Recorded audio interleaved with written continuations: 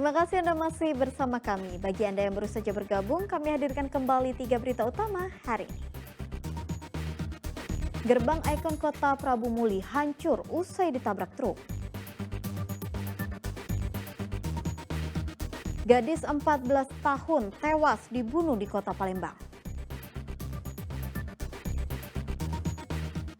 Mantan Ketua Bawaslu Oku Timur jadi tersangka korupsi.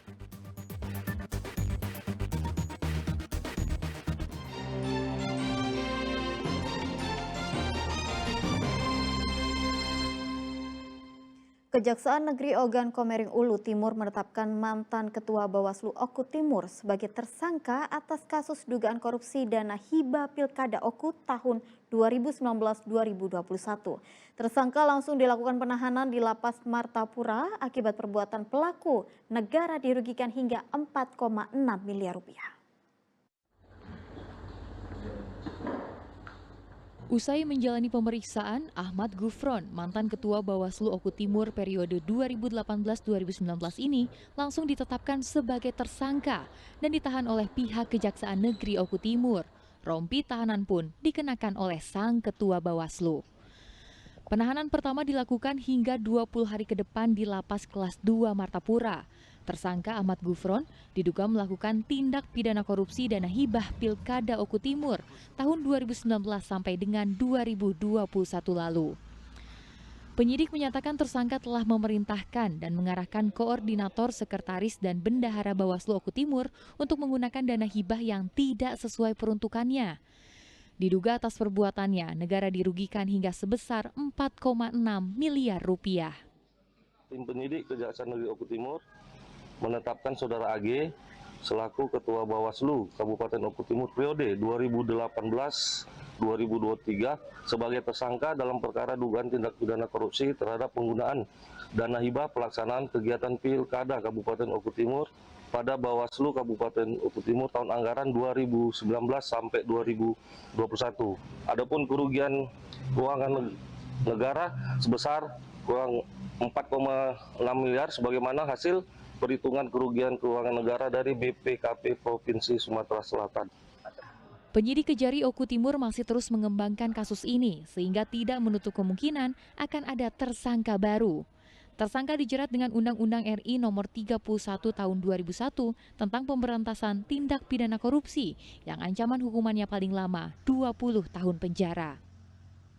Dedi Irwansyah melaporkan dari Kabupaten Ogan Komering Ulu Timur. Digadang-gadang akan maju dalam Pilkada Sumsel dan Kota Palembang. Pasangan calon Heri Amalindo Popo Ali dan Fitriana mundur dalam kontestasi pencalonan Kepala Daerah Sumsel dan Kota Palembang. Dinamika politik yang berubah begitu cepat membuat langkah ketiganya harus terhenti. Meski demikian, ketiganya berjanji akan terus memperjuangkan nasib masyarakat Sumsel dan Palembang. Iya, nah, jadi partai itu Heri Amalindo, Popo Ali, dan Fitriana adalah 3 nama yang mundur dalam rencana maju dalam kontestasi pemilihan kepala daerah. Dinamika politik terus berubah-ubah di penghujung pendaftaran kepala daerah seperti dialami oleh pasangan Heri Amalindo, Popo Ali, dan Fitriana.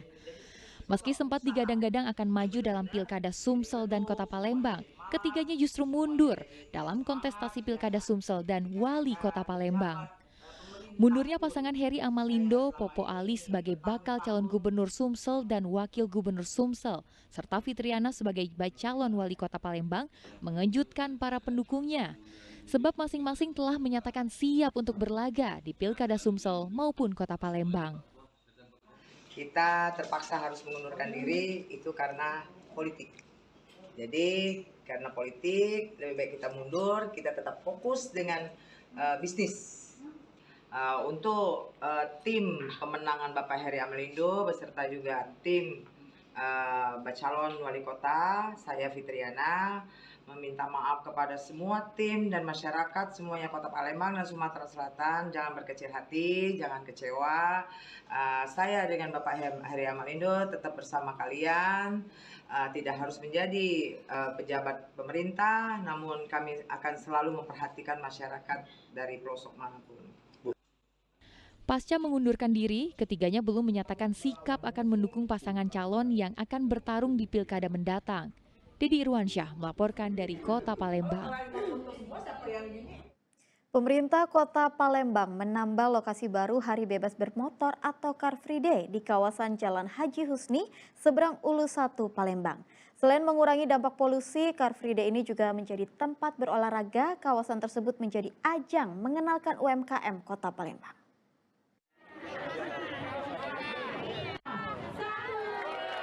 Pelepasan balon ini menandakan dibukanya Jalan Haji Husni yang berada di seberang Ulu 1 Palembang. Ruas jalan ini dijadikan sebagai salah satu lokasi baru Hari Bebas Bermotor atau Car Free Day. Kawasan ini dinilai sangat strategis karena berhadapan langsung dengan jembatan Musi 6 yang menghubungkan seberang Ulu dan seberang Ilir Kota Palembang. Hari Bebas Kendaraan diberlakukan setiap hari Minggu mulai pukul 6 hingga 9 pagi. Selain sebagai peningkat kualitas udara sehat, Hari Bebas Kendaraan ini juga sebagai wadah ajang promosi mengenalkan produk UMKM Kota Palembang. Selain itu, dipilihnya Jalan Haji Husni ini juga untuk mengatasi padatnya Car Free Day di kawasan Kabak Iwak. Dalam pelaksanaannya, lokasi Car Free Day akan terus dievaluasi sehingga dapat mengakomodir kebutuhan masyarakat. Ini adalah pembukaan segmen baru Car Free Day untuk mengurangi beban Car Free Day yang ada di sekitar Kambang Iwak Besak lebih tepatnya. Dan ini akan dievaluasi lagi nanti oleh forum lalu lintas juga efektif tidaknya. Tapi saya pikir mungkin sangat efektif ya, karena ini adalah salah satu solusi lah untuk mengurai kepadatan yang ada di sana. Nah, nanti kita cari lagi segmen-segmen yang bisa dijadikan untuk Car Free Day. Warga menyambut antusias dibukanya lokasi Car Free Day di daerah seberang Ulu untuk pertama kali di Kota Palembang karena akan berdampak positif terhadap roda perekonomian. Sangat bagus, biar kita kan di kampung-kampung keluarga ini ke jalan, kan biasa jualannya di kampung. Jadi di studio kelapa weh. Ya. Itu dagang apa? Ini raget, tempe, cireng. Harganya berapa tuh? 5 ribuan Standar lah weh. meriah. Ya, Car Free Day ini mungkin pertama kali di daerah seberang Ulu. Jadi memang jalannya pas, daerahnya bagus, terus memang tempatnya perkampungan penduduk. Jadi di sini kita lihat Pak Camat, kita aspirasi sekali bisa mengumpulkan UMKM yang ada di daerah seberang Ulu. Jadi yang mau jualan, mau berdagang, jadi mereka bisa pas hari Minggu pagi mereka bisa Car Free Day. Mungkin nanti ke depan tetap kita beri masukan-masukan untuk Pak Camat supaya aman, lancar dan tertib, tidak mengganggu lalu lintas yang lain. Diharapkan pengunjung Car Free Day mentaati peraturan yang telah ditetapkan seperti menjaga kebersihan dan keamanan sekitar. Sebab lokasi Car Free Day dapat menjadi ajang pemulihan ekonomi bagi masyarakat sekitar. Dedi Irwansyah melaporkan dari Kota Palembang.